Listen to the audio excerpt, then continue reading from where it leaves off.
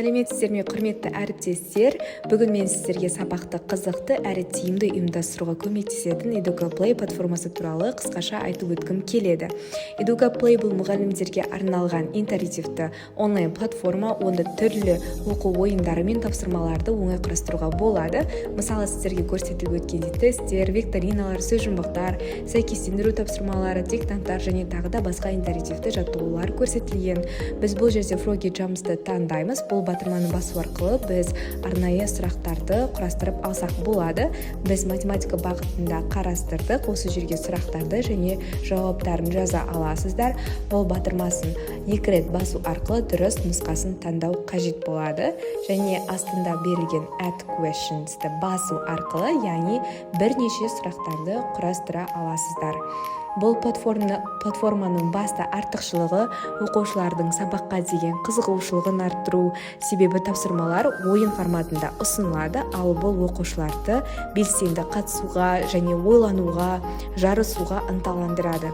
Сонымен қатар EducaPlay мұғалімнің уақытын үнемдейді, дайын шаблондар көрсетілген және тапсырмалар тез жасалынады, ал оқушылар нәтижесі бұл жерде автоматты түрде көрсетілетін болады.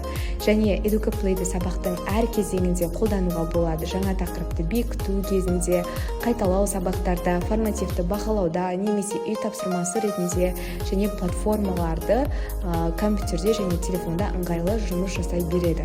Және ол қазіргі таңда оқушылар үшін өте қолайлы болып табылады. Және бұл жерде біз тақырыпты белгілейміз. Біз математика тақырыбында алдық. Description, яғни бұл жерде оқушылар не істеу керек, сол жайлы айтып өтетін боласыздар. Яғни берілген есептерді шығарыңыз, немесе берілген есептерді шығару деп қойсаңыздар болады. Одан кейін бұл тапсырма қай жастағы оқушыларға арналған, нақты оқушылардың жастарын белгілейсіздер.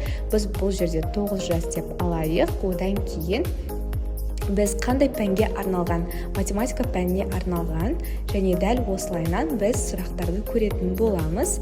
Бұл жерде бізде сұрақтар дайын.